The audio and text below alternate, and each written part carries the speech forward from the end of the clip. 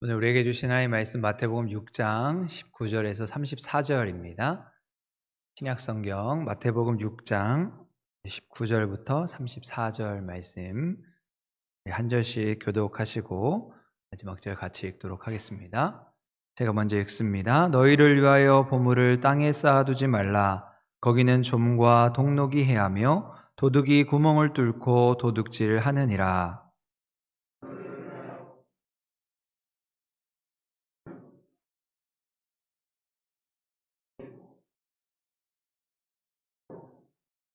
내 보물이 있는 그곳에는 내 마음도 있느니라.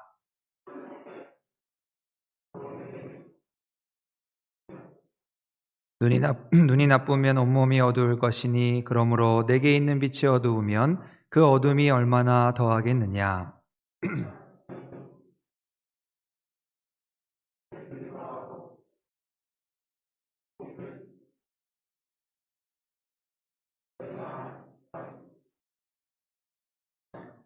그러므로 내가 너희에게 이르노니 목숨을 위하여 무엇을 먹을까 무엇을 마실까 몸을 위하여 무엇을 입을까 염려하지 말라. 목숨이 음식보다 중하지 아니하며 몸이 의복보다 중하지 아니하냐.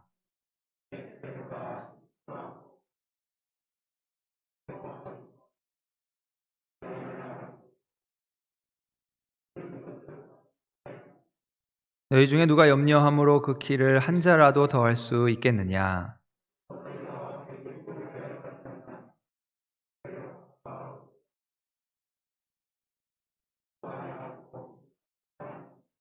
그러나 내가 너희에게 말하노니 솔로몬의 모든 영광으로도 입은 것이 이 꽃 하나만 갖지 못하였느니라.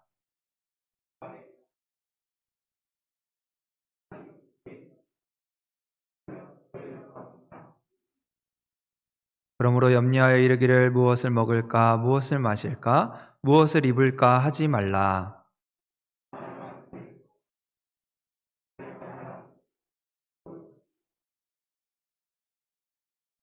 그런즉 너희는 먼저 그의 나라와 그의 의를 구하라. 그리하면 이 모든 것을 너희에게 더하시리라. 그러므로 내일 일을 위하여 염려하지 말라. 내일 일은 내일이 염려할 것이요 한날의 괴로움은 그날로 족하니라. 아멘. 오늘 그리스도인의 경제생활이라는 제목으로 함께 은혜를 나누고자 합니다. 우리가 오늘 사순절 네 번째 주일로 지키면서 계속해서 사순절의 절기를 보내고 있는데요. 우리 주일 시간에 우리 산상수훈의 말씀을 통해서 계속해서 은혜를 나누고 있습니다. 예수님은 산상수훈의 말씀을 통해서 이 땅을 살아가는 우리들에게 필요한 삶의 그런 다양한 문제들을 언급하고 계십니다. 그러면서 오늘 말씀의 주제는 재물과 돈과 관련된 말씀입니다. 그래서 오늘 말씀의 제목을 어떻게 정할까 고민하다가 그리스도인의 경제생활 이렇게 지난주에 이어서 잡아보았습니다. 조금은 좀 딱딱하고 좀 노골적인 그런 제목일 수도 있겠지만 이 경제적인 부분이 우리의 삶에서 빼놓을 수 없는 부분이기에 오늘 이러한 주제를 가지고 또 주신 말씀을 따라 은혜를 나누어 보고자 합니다. 우리가 살아가는 현대 사회는 돈이면 무엇이든지 다 할 수 있다고 하는 그런 물질 만능주의의 시대 속에서 살아가고 있습니다. 한마디로 돈이 슈퍼맨 같은 존재가 되어서 이 돈이 있으면 힘이 있고 이 돈에 영향력이 있는 것이지요. 그래서 사람들은 가능한 한 이 돈을 많이 소유하려고 하고 또 내가 생각했던 것보다 내 필요 이상으로 그것을 가지려고 욕심을 내게 됩니다. 그리고 이제 그 돈을 가지고 가능하면 필요 이상으로 축적하면서 재산을 증식하고 축적하는데 우리의 본능이 발동하게 되는 것이지요. 그러다 보니까 이 돈이라고 하는 것이 이 사회의 성공 기준이 되어 버렸습니다. 눈에 보기에 좋은 차를 타고 명품 옷을 입고 멋진 집에 사는 것, 그것이 삶의 전부가 되었다는 것이지요. 때로는 부당한 방법을 통해서라도 할 수만 있다면 이 돈을 소유하는데 삶의 목적을 두고 살아가고 있습니다.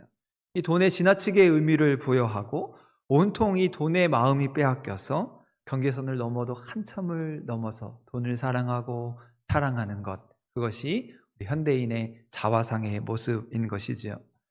그래서 이 돈과 우리 사람의 관계를 누군가 배와 물의 관계에 비유했습니다. 여러분, 만약에 물이 없다면 배는 소용이 있을까요? 없을까요? 여러분, 배는 물이 있을 때 그 물에 배를 띄워서 먼 곳까지 항해를 하게 됩니다. 그런데 반대로 그 물이 너무 많아서 차고 넘쳐서 그 배 안으로 들어오면 그 배는 어떻게 되겠습니까? 그만 침몰하고 마는 것이지요.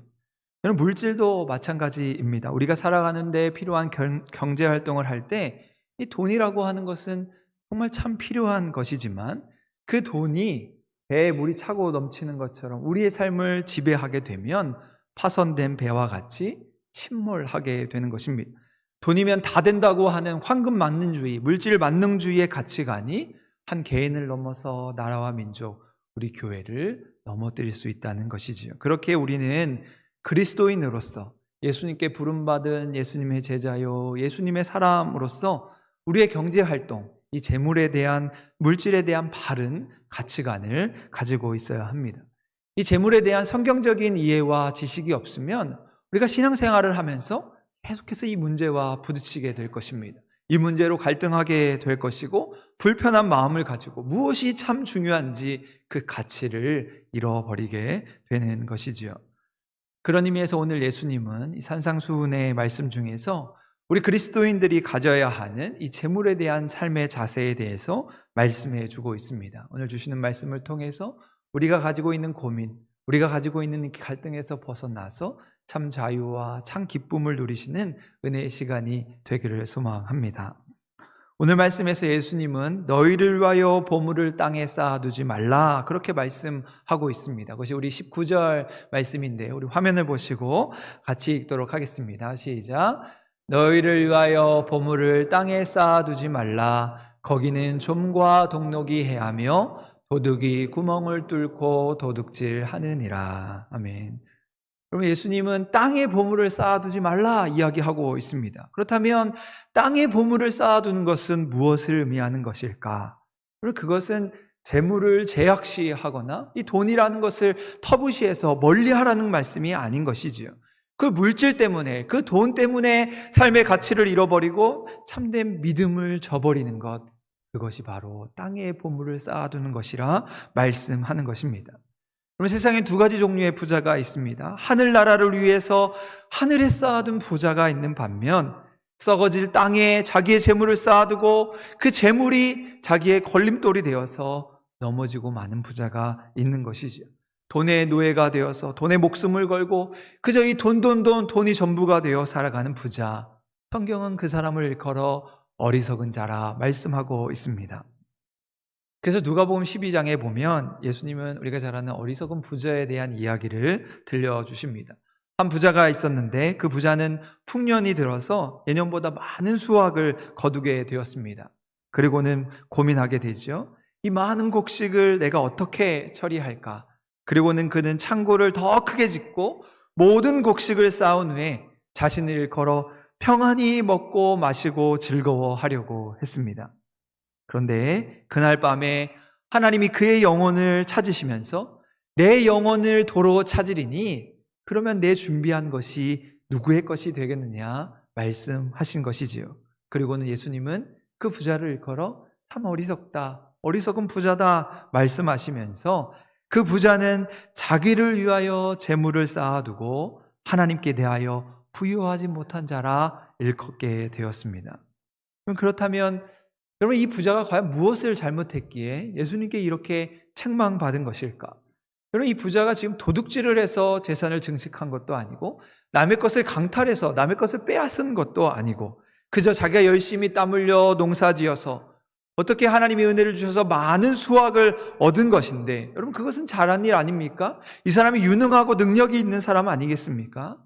하지만 예수님이 책망하시는 것은 그의 삶의 태도를 지적하고 있습니다. 그래서 예수님은 그는 자기를 위하여 재물을 쌓아두었다라고 말씀하시면서 오직 자기 중심에 빠진 그 삶의 모습을 책망하시는 것이지요. 이 어리석은 부자의 이야기를 보면 부자는 스스로 이렇게 이야기합니다.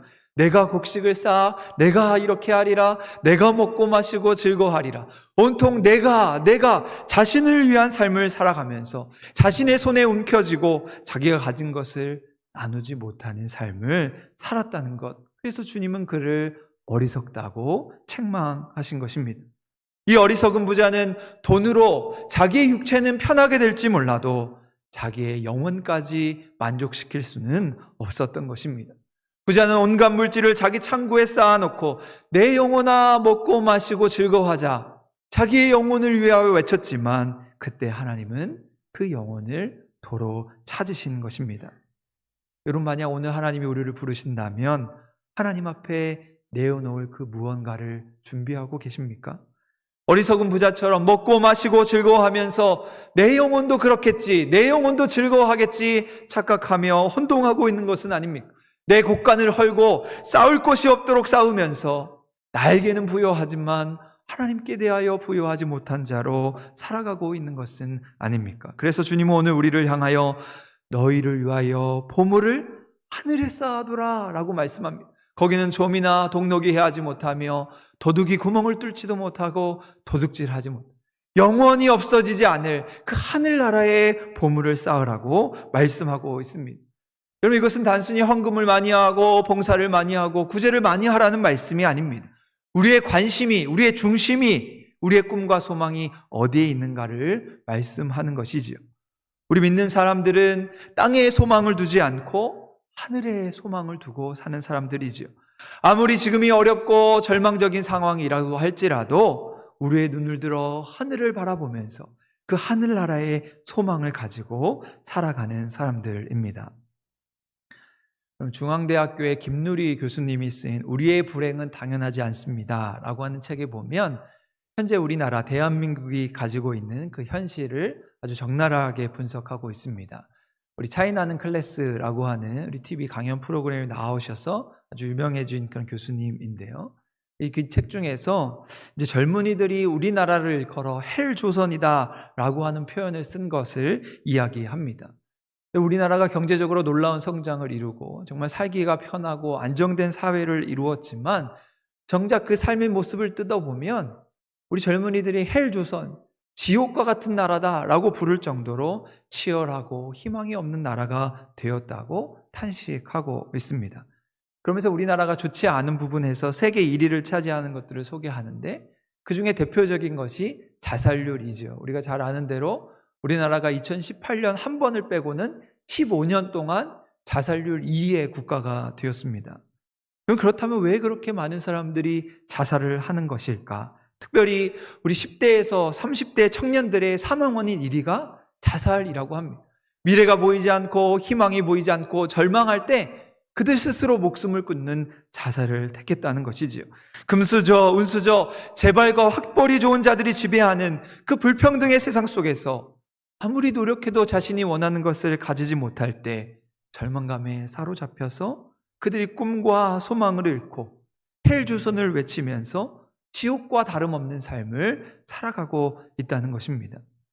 그럼 이처럼 보물을 땅에 쌓아두기 위해서 땅에 소망을 두고 살아가는 사람들은 이렇게 지옥과 같은 삶을 살아가는 것이지. 땅의 것만을 바라보고 땅의 것만을 삶의 가치로 여기는 사람들은 그것을 잃어버리는 날에, 그것에서 절망을 얻는 날에는 지옥과 같은 삶을 살아가는 것입니다. 그래서 예수님 오늘 21절 말씀에서 이렇게 이야기하죠. 내 보물이 있는 그곳에는 내 마음도 있느니라.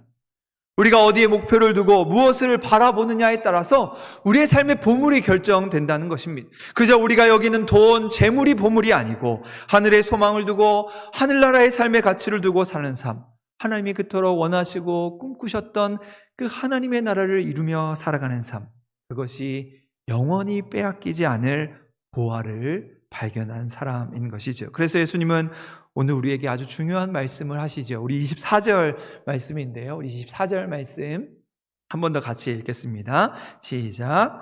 한 사람이 두 주인을 섬기지 못할 것이니 혹 이를 미워하고 저를 사랑하거나 혹 이를 중히 여기고 저를 경히 여김이라. 너희가 하나님과 재물을 겸하여 섬기지 못하느니라.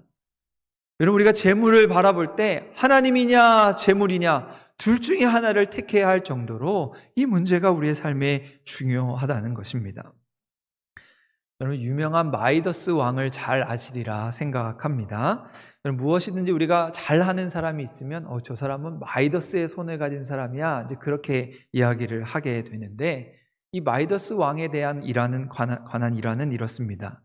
여러분 평소에 이 마이더스 왕은 너무나도 금을 좋아해서 내 주변의 모든 것이 금이면 좋겠다, 그렇게 생각을 했습니다. 여러분도 그러시죠? 우리 주변에 참으로 모든 것이 다 금이면 얼마나 좋을까, 그렇게 생각을 합니다.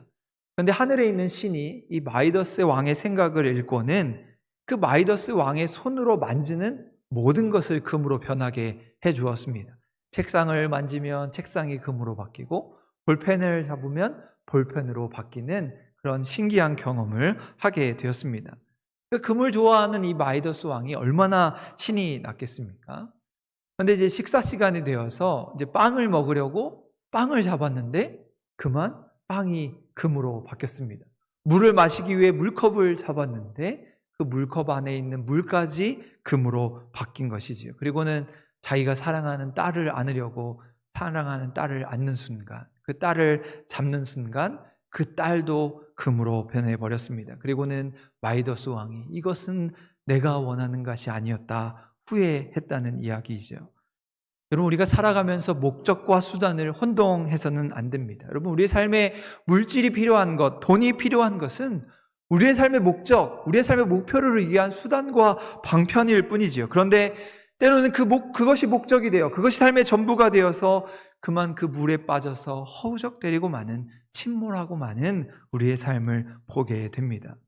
그래서 사람들은 이 돈이라는 것에 신과 같은 권위를 부여해서 그 돈이 우리의 신이 되어버렸습니다. 그래서 성경에서도 이 돈은 맘몬이라는 신과 같다고 이야기합니다. 그래서 예수님은 오늘 말씀에 너희가 하나님과 재물을 겸하여 섬기지 못할 것이다 말씀하는 것이지요.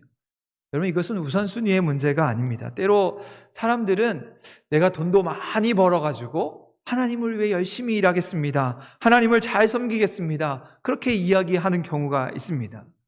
여러분 그렇게 할 수 있다면 정말 좋겠지요. 내가 돈을 많이 벌어서 하나님의 선한 사업을 위해, 하나님의 교회를 위해, 하나님 나라를 위해 사용할 수 있다고 하면 얼마나 좋겠습니까? 그런데 내가 돈을 많이 벌어서 하나님을 위해 사용하겠습니다 라고 하는 말에 그 진위를 살펴보면 사실상 사람들의 관심은 내가 돈을 많이 버는 것에 관심이 있다는 것이지요. 예전에 김동건 목사님이 깨끗한 부자라고 하는 책을 출간해서 많은 사람들에게 인기를 끌었습니다. 그럼 이 책의 내용은 그렇습니다. 우리가 깨끗하게 정당한 방법으로 부자가 되어서 하나님 나라를 위해, 하나님의 교회를 위해 헌신하자, 이런 그런 내용들이었습니다. 그런데 사람들이 이 깨끗한 부자라고 하는 말을 들었을 때 사실 사람들의 마음에 그 앞에 단어인 깨끗함에는 관심이 없고 오로지 그 뒤에 있는 단어인 부자에만 관심을 두었다는 것이지. 이 책에서 부자가 된다고 하니까, 축복을 받는다고 하니까 과연 어떤 내용이냐라고 하면서 이 책에 관심을 갖게 되었습니다. 그러니까 앞에 이야기한 대로 내가 돈을 많이 벌어서 하나님도 잘 섬기겠습니다 라고 하는 말을 가만히 보면 하나님은 뒷전이고 그저 오로지 돈을 많이 버는 것에만 관심을 두었다는 것입니다. 여러분 그래서 마가복음 10장에 보면 재물이 많았던 부자 청년이 예수님을 찾아와서 예수님 제가 어떻게 하면 영생을 얻을 수 있겠습니까? 영생에 대한 관심과 질문을 가지고 예수님을 찾아옵니다. 그랬더니 예수님이 어떻게 대답하십니까?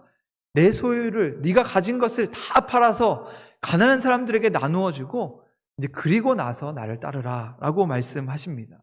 그런데 그때 부자 청년이 어떻게 행동을 합니까? 마가복음 10장 22절 말씀인데요, 그 사람은, 그 부자 청년은 재물이 많은 거로 이 말씀으로 인하여 슬픈 기색을 띠고 근심하여 떠나갔다고 성경은 말씀하고 있습니다. 영생에 관한 질문을 가지고 예수님 앞에 찾아왔을 때 네 소유를 팔라 라고 예수님을 말씀하셨지만 이 청년은 자기가 가진 재물이 많기 때문에 그 재물이 자신의 삶에 걸림돌이 되어서 슬픈 기색을 띠고 떠나갔다고 말씀하고 있습니다. 그리고는 예수님이 이어서 말씀하시죠. 낙타가 바늘기로 들어가는 것이 부자가 하나님의 나라에 들어가는 것보다 쉬운 일. 여러분, 부자가 천국에 못 들어간다라고 하는 말씀이 아니지요. 내가 가진 재물이 그만큼 삶의 걸림돌이 된다는 말씀입니다. 그렇게 우리는 하나님을 내 삶의 주인으로 모시고 살아가는 청지기의 자세가 필요합니다.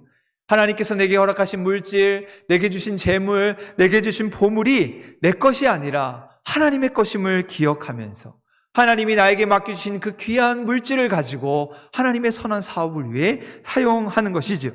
나는 주인의 것을 담당하고 관리하고 내게 맡겨주신 달란트를 잘 사용하여서 5달란트, 2달란트 받은 사람처럼 내가 똑같이 5달란트를 남기고 2달란트를 남겨서 착하고 충성된 존으로 살아가는 것입니다. 그것이 바로 청지기의 정신인 것이지요. 오늘 이 시간 내게 없는 것, 내게 부족한 것만을 바라보면서 속삭임하거나 낙심하지 말고 하나님이 나에게 맡겨주신 그 소중한 1달란트의 축복을 바라보면서 나를 위하여 재물을 쌓을 것이 아니라 하나님을 위해, 하나님 나라를 위해, 이 땅의 소중한 사람들을 위해 하늘의 보물을 쌓아가는 우리 한사람교회의 모든 믿음의 성도들이 될 수 있기를 간절히 소망합니다. 그러면서 예수님은 이어지는 말씀에서 오늘 우리에게 이러한 청지기의 삶을 위한 아주 중요한 삶의 자세, 삶의 비결을 알려주고 있습니다. 그것이 오늘 25절의 말씀인데요. 우리 25절 좀 길지만 우리 화면을 보시고 함께 읽도록 하겠습니다. 시작.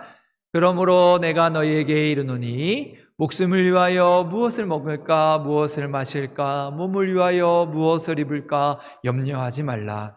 목숨이 음식보다 중하지 아니하며 몸이 의복보다 중하지 아니하냐. 그럼 예수님은 오늘 우리에게 무엇을 먹을까, 무엇을 마실까, 무엇을 입을까 염려하지 말라고 말씀하십니다. 그것은 내가 가진 소유, 내가 가진 재물에 대한 염려를 그치라는 말씀인 것이지요. 그렇다면 예수님께서는 왜 우리에게 염려하지 말라고 말씀하셨을까? 먼저는 우리가 하는 염려가 아무 소용이 없는 것이기 때문입니다. 아무 쓸데가 없기 때문이죠. 그래서 27절 말씀에 예수님이 이렇게 말씀하시죠. 너희 중에 누가 염려함으로 그 키를 한 자라도 더할 수 있겠느냐. 정말 우리가 염려한다고 해서 우리의 상황이 좋아지는 법은 한 번도 없습니다. 내가 키가 작다고 해서 염려한다고 키가 크는 것이 아니죠. 내가 살이 쪘다고 염려한다고 저절로 다이어트가 되는 것은 아닙니다. 내가 공부를 못한다고 염려하고 걱정한다고 저절로 공부를 잘하는 것이 아니지요. 염려는 쓸데없는 것에 불과합니다. 그래서 우리의 삶에서 염려를 가감히 버려야 하는 것입니다. 오히려 염려를 내게 가까이 두면 우리의 마음에 그늘이 생깁니다. 그 염려로 인해 내가 자신감을 잃고 소심해지는 것이죠. 그 염려가 나를 사로잡아서 보아야 할 것을 보지 못하고 올바른 판단을 하지 못하게 합니다. 소위 말하는 자신감을 빼앗기고 삶의 기쁨과 감사를 잃게 되는 것이지요. 그럼 실제로 미국의 법학대학원 학생들을 상대로 염려와 면역력의 상관관계를 조사했는데 이 법학대학원의 학생들이 이제 법학 고시를 이제 시험을 봐야 하는 그런 자기의 진로와 미래가 암담한 상황에서 이 5번을 실험한 가운데 5번 모두 다 이 시험과 취직의 미래에 걱정이 많은 그런 사람들의 면역력이 떨어졌다고 합니다. 그들이 염려하는 것, 마음으로 걱정하는 것이 그들의 삶의 몸에도 영향을 주어서 건강에 문제가 생겼다는 것이죠. 여러분, 이처럼 염려는 우리의 마음뿐만 아니라 우리의 몸을 병들게 하는 것입니다. 또 염려는 하나님의 존재를 믿지 못하는 데서 오는 불신앙에서 생겨나는 것이지요. 우리의 감정과 우리의 본능이 저절로 작동해서 우리의 마음에서 하나님을 밀어내는 것, 하나님을 향하여 불신하게 하는 것, 그것이 바로 염려라는 것이지요. 염려가 우리의 마음에 들어오는 순간 하나님이 우리 안에 거하시지 못하게 됩니다. 염려라고 하는 불순물이 우리의 마음을 마구 헤집어 놓는 순간 하나님이 우리 안에 거하시지 못하고 우리는 결국 불신앙의 삶을 살아가게 되는 것입니다. 그런 의미에서 내가 하나님을 믿는다고 하나님의 자녀라고 말은 하면서도 매일 밤 잠을 설치고 염려하고 근심하며 노심초사하며 살아간다면 그것은 바로 불신앙의 모습인 것입니다. 여러분, 밤새워 고민한다고 내 뜻대로 되는 것이 있겠습니까? 만약에 그렇게만 된다면 얼마나 좋겠습니까? 그렇다면 맨날 며칠 머리를 싸매고 고민만 할 텐데 우리가 살고 죽는 것은 우리의 손에 달린 것이 아니라 우리의 모든 삶이 하나님의 손 안에 달려있음을 고백하면서 우리가 가진 믿음으로 그 염려를 이겨가는 우리 모든 성도의 삶이 되기를 소망합니다. 그래서 예수님 오늘 말씀하시죠. 그러므로 염려하여 이르기를 무엇을 먹을까 무엇을 입을까 하지 말라. 이는 다 이방인들이 구하는 것이라. 너희 하늘 아버지께서 이 모든 것이 너희에게 있어야 할 줄을 아시느니라. 여러분, 때론 근심과 번뇌로 가득 차 있는 우리에게 너무나도 귀한 말씀으로 다가옵니다. 우리의 마음에서 하나님을 밀어내는 순간 염려는 찾아오게 됩니다. 하나님을 떠나 살게 되면 우리는 이유 없이 불안하며 근심하며 살아가게 되는 것이지요. 따라서 염려로부터 우리를 지키기 위해서 우리는 하나님께 우리의 염려를 맡겨야 합니다. 자꾸만 염려를 내게 두려고 하지 말고 하나님께로 떠넘겨야 하는 것이지요. 그래서 오늘 말씀을 보면 아주 염두에 보면서 보아야 할 말씀이 있습니다. 그것이 마지막 절 우리 34절 말씀인데요. 34절에 이렇게 이야기하죠. 그러므로 내일 일을 위하여 염려하지 말라. 내일 일은 내일이 염려할 것이요 한날의 괴로움은 그날로 족하니라. 여러분, 이 말씀을 가만히 보면 때로 유심히 보지 않을 때 염려는 오늘 할 것이 아니라 내일 할 것이구나. 우리의 염려를 내일로 미루면 되는구나. 그렇게 오해하는 경우들이 있습니다. 그러나 말씀을 자세히 보면 내일 염려하라는 말씀이 아니라 오늘 나의 염려를 내일이 하도록, 이 주체가 바뀌도록 바꾸라는 것이지요. 염려를 내가 하는 것이 아니라 내일이라고 하는 다른 주체에게 떠넘기라는 것입니다. 자꾸만 염려를 내가 하려고 하지 말고 그 다른 누군가에게로 넘겨버리라고 말씀하는 것이지요. 그렇다면 여러분, 우리의 염려를 누구에게로 넘겨야 하겠습니까? 빌립보서 4장 6절 말씀을 보면 이렇게 말씀합니다. 아무것도 염려하지 말고 다만 모든 일에 기도와 간구로 너희 구할 것을 감사함으로 하나님께 아뢰라. 우리가 염려할 것이 아니라 우리의 염려와 우리의 걱정을 하나님께 아뢰라는 것이지요. 그럼 성경에 나오는 12명의 제자 가운데 가장 염려가 많은 사람이 누구였을까? 베드로가 아니었을까 생각해 보게 됩니다. 성경의 이야기를 보면 베드로는 참 걱정이 많은 사람이었습니다. 우리 선생님이 돌아가시면 어떻게 하나? 사람들이 세금을 안 내면 어떻게 하나? 로마 군대에게 잡혀가면 어떻게 하나? 우리가 파도에 빠지면 어떻게 하나? 늘 걱정이 많던 베드로가 부활하신 예수님을 만나고 완전히 고꾸라져서 평생을 걸고 하나님을 신뢰하는 사람이 되었던 것이죠. 그리고는 그가 직접 작성한 베드로전서 5장 7절의 말씀을 통해 이렇게 이야기합니다. 너희 염려를 주께 맡기라. 이는 그가 너희를 돌보심이라. 너무 멋진 고백 아니겠습니까? 평생 염려하며 걱정하며 살아가던 사람이 그 염려를 하나님께 맡기는 사람이 되었습니다. 여러분, 오늘 이 시간 우리도 우리의 모든 것을 하나님께 맡기고 불신앙의 자리에서 벗어나서 온전히 하나님을 의지하는 믿음의 성도가 될 수 있기를 간절히 소망합니다. 그래서 우리에게 필요한 것은 그 하나님의 평강을 믿는 믿음인 것이지요. 오늘 본문 말씀에서도 우리가 세상을 살아갈 때 염려하는 이유는 바로 그 믿음이 작기 때문이다. 그 믿음이 없기 때문이다 라고 말씀하십니다. 우리 30절 말씀인데요. 우리 마지막으로 30절 말씀 한 번 더 같이 읽겠습니다. 시작. 오늘 있다가 내일 아궁이에 던져지는 들풀도 하나님이 이렇게 입히시거든 하물며 너일까 보냐. 네, 믿음이 작은 자들아. 아멘. 여러분, 예수님께서는 결국 우리의 믿음의 크기와 우리가 하는 염려가 관계가 있다고 말씀하고 있습니다. 결국 우리가 염려하는 것은 하나님에 대한 믿음이 있는가 없는가에 대한 그런 말씀인 것이죠. 그런 의미에서 여러분은 어떤 믿음을 가지셨습니까? 우리가 염려할 때마다 우리의 믿음의 크기가 얼마가 되는지 스스로 질문해 보시기 바랍니다. 만약 우리의 믿음의 크기를 한 덩이, 두 덩이로 측량할 수 있다면 나의 믿음의 크기는 얼마나 될까? 만약에 내 믿음의 점수를 매길 수 있다면 나는 몇 점의 믿음을 가진 사람이겠습니까?